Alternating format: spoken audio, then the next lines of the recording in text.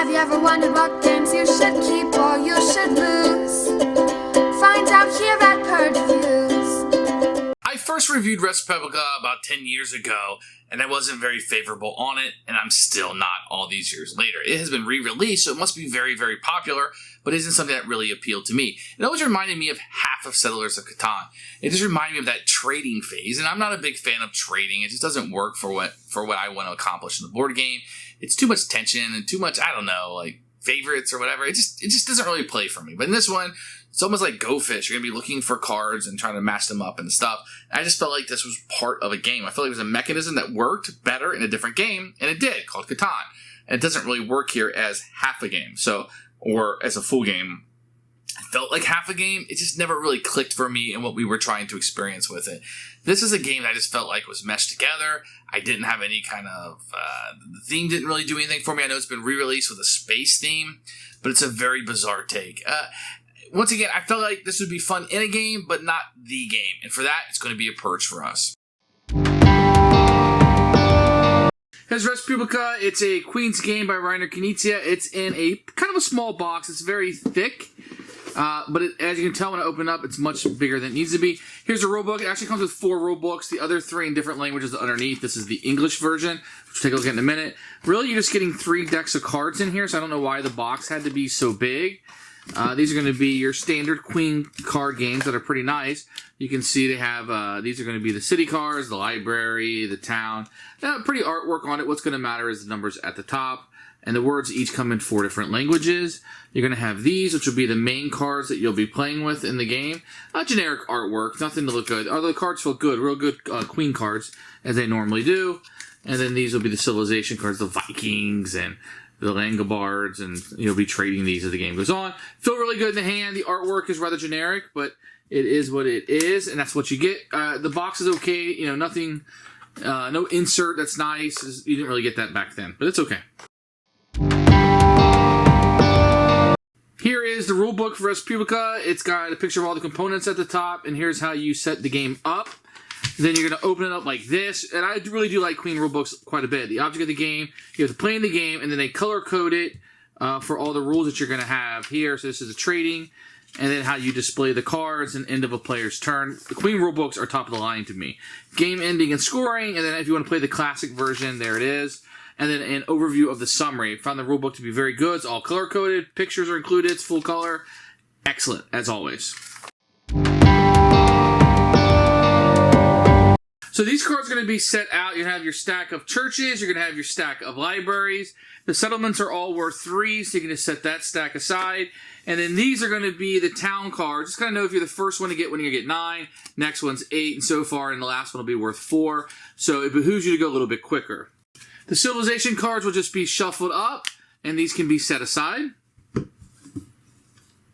The people cards are shuffled up, and everybody will be dealt 4 cards to start the game. So you have 2 phases to the game. The first one's going to be trade, and the second one will be to display cards in front of you.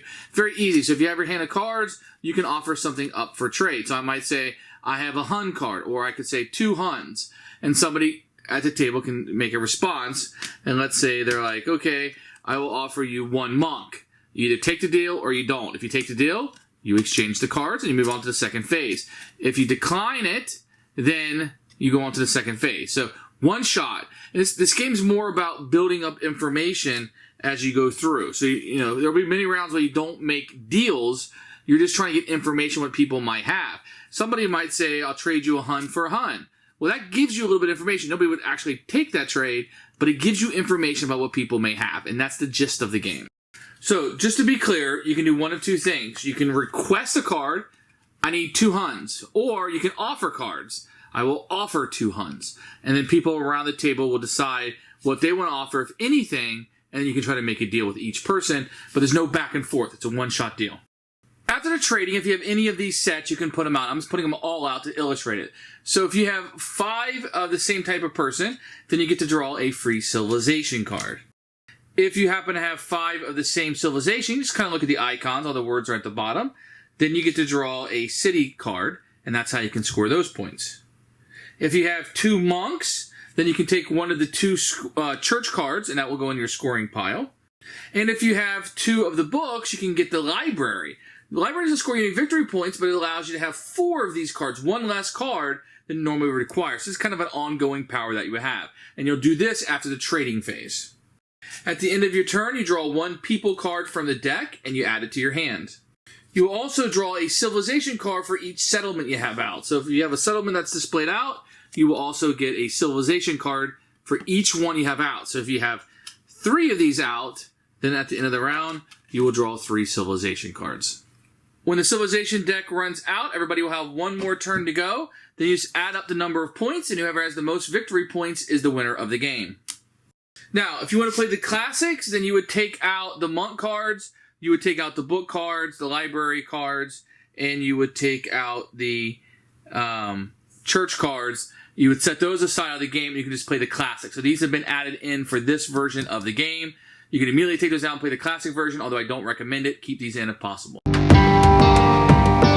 Who should buy this game? And this game has been, when I posted my written review, a lot of people had some really positive things to say about the game, and they really liked the trading phase more than I did.